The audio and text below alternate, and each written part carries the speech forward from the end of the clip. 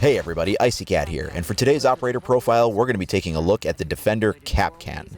His specialty entry denial devices help keep the perimeter locked down and keep the attackers out. So let's take an in-depth look at how to get the most from Kapkan next.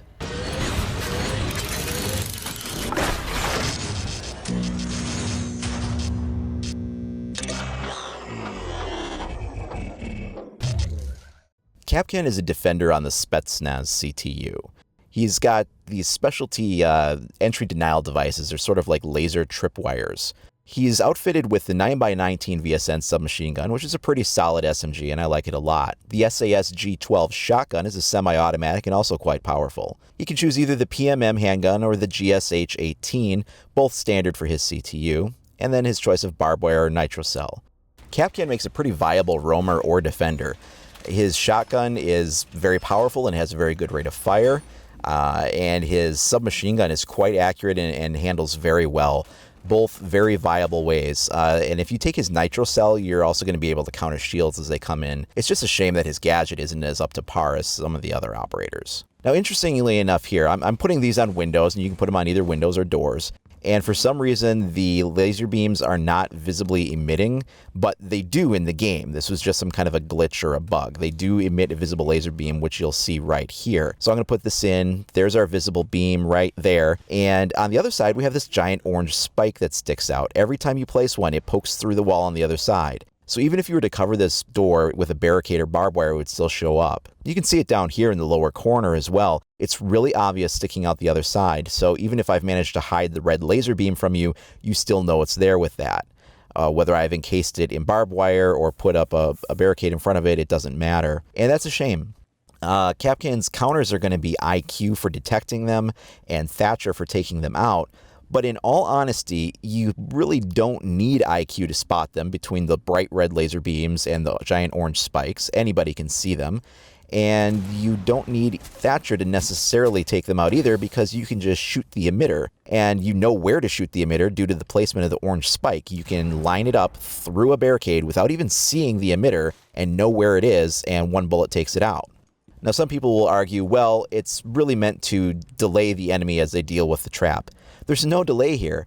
It takes you longer to install the device than it does for you as an attacker to shoot the emitter and render it obsolete. It takes literally 2 seconds to just shoot the emitter. It's done. There is no defusal process. This does not slow you down at all. It gets you no kills.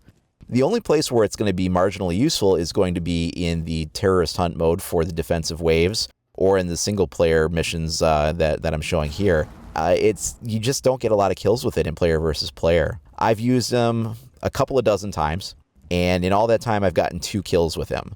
In both instances were when a player wasn't paying any attention and was going through an area really fast. And that's going to be the only way. You're going to have to depend on a player's lack of observation and a player's rushing to get you a kill. Otherwise, nobody is going to fall for this thing. Both times I had to have it hidden behind a barricade for it to work too. One of the times I had actually been dead for about a minute and a half before I got the kill, and it was a little funny to get the kill after I had died, and that was interesting. So they do persist even after your death.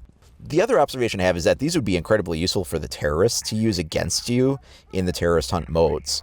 To have these sprinkled around the maps. In fact, I think all of the Defender gadgets would be useful to see used against you in terrorist hunt mode, whether we're talking about gas grenades or the electrified shock wire, but especially these laser trip mines would be really cool to have to deal with in the maps. I think you can also balance these by removing the giant orange spike that sticks out the other side. I can deal with the bright red laser beam emitter if you allow me to get it hidden behind a barricade or in some barbed wire or something like that to at least make it more viable.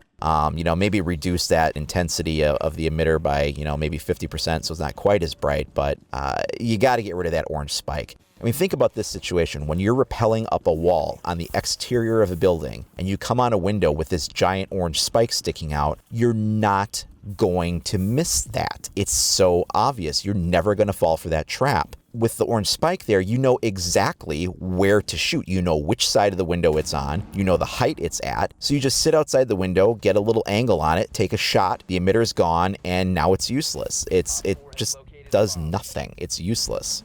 I would say about the only person that he might really combo well with is going to be Tachanka, because Tachanka is in a fixed position and Kapkan can kind of throw some of these behind him to sort of cover his back a little bit. And at least if they shoot it out, you're going to hear the noise of the shot instead of being snuck up on. But I think that otherwise all of the rest of the players are going to be mobile enough that he's not going to effectively combo too well with anybody else. So that's been our in-depth look at Kapkan, and tomorrow we're going to take a look at Thatcher's single-player mission walkthrough. After that, we're going to have a few more operator profiles to finish out the week. If you find this content useful, please like and subscribe. Thanks for watching. We'll see you next time.